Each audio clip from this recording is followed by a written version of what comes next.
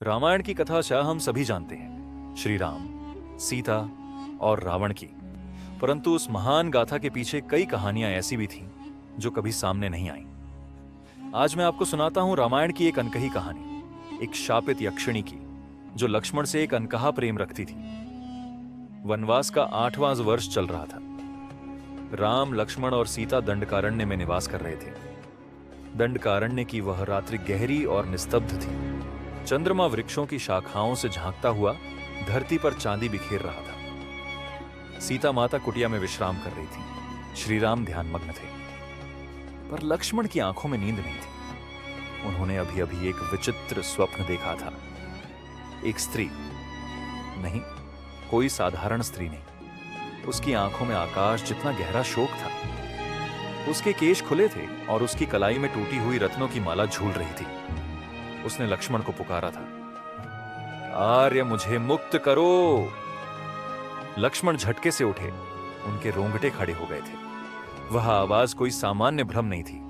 वह पुकार थी एक आत्मा की जो कहीं गहराइयों में बंधी थी। अगली सुबह उन्होंने राम से निवेदन किया, प्रभु, आज मुझे थोड़ी दूर तक वन का निरीक्षण करने की आज्ञा दें। कुछ विचित्र संकेत मिल रहे हैं। राम मुस्कुराए, जाओ लक्ष्मण, दंडकारण्य में हर प्राणी का कोई रहस्य छिपा है। शायद तुम्हें कोई विशेष उत्तर मिल जाए। लक्ष्मण अकेले निकल पड़े। वह जंगल जहां उन्होंने प्रवेश किया पहले से अधिक सघन और भयावह था। कोई पक्षी नहीं चहचहा रहा था, केवल हवा का एक अजीब कंपन और गहन मौन। कुछ दूर चलने पर उन्हें एक पुरानी गुफा दिखी, काई से ढंकी, जड़ियों से छिपी। परंतु जैसे किसी अदृश्य शक्ति ने उन्हें भीतर खींचा। गुफा के भीतर प्रवेश करते ही एक रहस्यमयी प्रकाश फैला और फिर एक मधुर लेकिन दुखदाई स्वर गूंजा, क्या तुम मुझे देख सकते हो आर्य? लक्ष्मण ने चारों ओर देखा। फिर अचानक धुंध के मध्य एक स्त्री आकृति प्रकट हुई। वह असाधारण रूपवती थी, पर उसकी आंखों में बसी पीड़ा किसी शाप की तरह प्रतीत होती थी। उसने अपना नाम बताया, मैं नंदिनी हूं, एक शापित यक्षिणी। लक्ष्मण ने उसका मौन भंग होते देखा। उसकी आंखों से आंसू बह रहे थे। कभी मैं देवलोक की एक अप्सरा थी, वह बोली। इंद्रदेव के सभा में नृत्य करती थी, पर एक दिन मैंने एक आर्ष का अपमान कर दिया। मुझे लगा कि मेरा सौंदर्य सबको वश में कर सकता है। अर्षि ने मुझे श्राप दिया, तेरा रूप अब तेरी कैद बनेगा। तू यक्षिणी बनेगी और जो भी पुरुष तुझसे प्रेम करेगा वह भस्म हो जाएगा। अब तक अनेक पुरुष मेरे पास आए, राजाओं से लेकर तपस्वियों तक, सब मेरे रूप से मोहित हुए, सब भस्म हो गए। किंतु मेरा शाप तभी टूटेगा जब कोई पुरुष मेरे आंसू देखकर मेरे प्रति करुणा रखे, न कि वासना। वह लक्ष्मण को देखती रही। और तुम पहले पुरुष हो जिसने मुझे देखकर भय नहीं जताया, ना ही लालच, केवल मौन करुणा। नंदिनी जानती थी कि शाप तोड़े बिना मुक्ति नहीं संभव, लेकिन क्या सच में लक्ष्मण जैसे धर्मपरायण पुरुष उसकी पीड़ा को समझ सकेंगे? उसने एक आखिरी बार प्रयास किया। अगली रात जब लक्ष्मण फिर से गुफा के समीप आए, वह सीता माता का रूप धारण कर प्रकट हुई।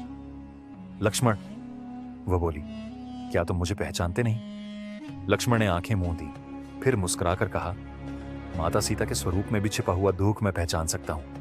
तुम नंदिनी हो और तुम्हें धोखा देना शोभा नहीं देता। वह पल निर्णायक था। नंदिनी के भीतर कुछ टूट गया। वह सत्य के सामने झुक गई। तुमने मेरी परीक्षा पास की लक्ष्मण। तुमने स्त्री को रूप से नहीं, आत्मा से देखा। उस क्षण एक दिव्य प्रकाश फैला।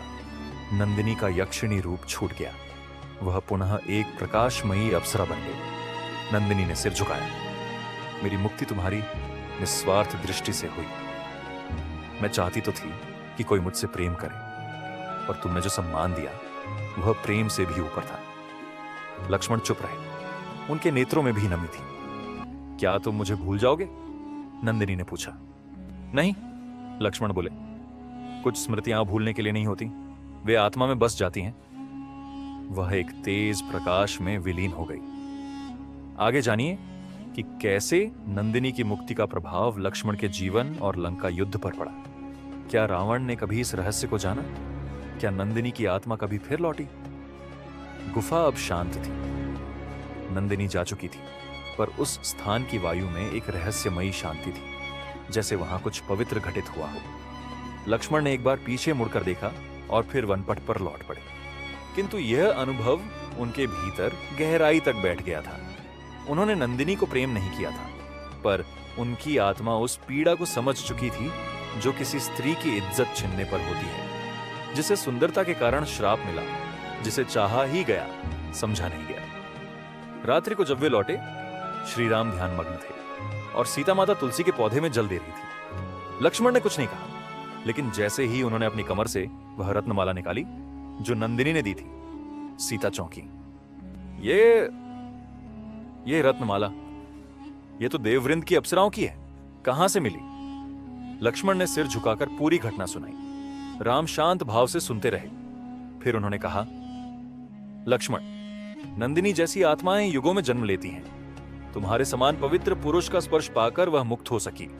यह रत्नमाला अब तुम्हारे जीवन में एक ढाल बनेगी, अदृश्य पर अमोघ। राम के यह वचन बाद में सच साबित होने वाले थे। समय बीता, सीता का अपहरण हुआ। राम और लक्ष्मण किष्किंधा पहुंचे। सुग्रीव से मित्रता हुई और समुद्र पार कर लंका पर चढ़ाई हुई।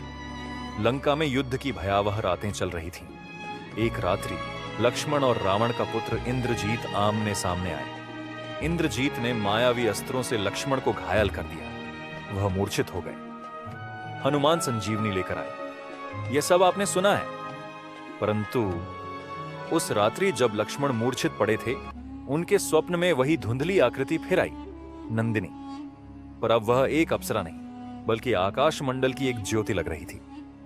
आर्य लक्ष्मण, वह बोली, मेरा आण अनंत है। तुम्हारे कारण मैं मुक्त हुई। आज मैं स्वर्ग से तुम्हारी रक्षा हेतु एक छाया बनकर उपस्थित हूं। तुम्हारे प्राण तब तक नहीं जा सकते जब तक यह रत्नमाला तुम्हारे पास है। और जब लक्ष्मण की मूर्छा टूटी, उनकी छाती से वह माला धीमे धीमे चमक रही थी। लंका विजय के बाद राम, लक्ष्मण और सीता अयोध्या लौटे। राज्याभिषेक हुआ। लक्ष्मण अब शौर्य, भक्ति और संयम का प्रतीक बन चुके थे। लेकिन एक कोना था जहां वे अक्सर अकेले बैठते थे, सरयू किनारे, जहां वह गुफा की यादों को संजोते। राम कभी कभी पूछते, क्या नंदिनी की स्मृति अब भी तुम्हारे साथ है? लक्ष्मण मुस्कुराते और कहते, वह केवल एक स्त्री नहीं थी, वह मेरे जीवन की वह परीक्षा थी जिसने मुझे परखा और शायद मुझे पूर्ण पुरुष भी बनाया। एक रात्रि, वर्षों बाद, लक्ष्मण तपस्या में लीन थे। अचानक एक दिव्य प्रकाश उनके सामने प्रकट हुआ। यह नंदिनी नहीं थी, बल्कि आकाश से उतरी हुई देवी थी। क्या तुम मुझे पहचानते हो आर्य? लक्ष्मण ने नेत्र खोले। तुम नंदिनी नहीं, अब एक स्वरूप हो, शक्ति की। देवी मुस्कुराई। मैं अब यक्षिणी नहीं, मैं अब उस स्त्री का प्रतीक हूं जिसे सम्मान मिला। तुमने जो बीज बोया था, वह युगों तक स्त्रियों की रक्षा करेगा। मैं तुम्हें आशीर्वाद देती हूं। अगले युगों में जब भी कोई स्त्री अपमानित होगी, वहां कोई ना कोई लक्ष्मण उसे सम्मान देगा। कहानी समाप्त नहीं होती। क्या आप अगला भाग चाहते हैं, जहां नंदिनी का पुनर्जन्म हुआ कलयुग में और एक नया लक्ष्मण उसे फिर मिला?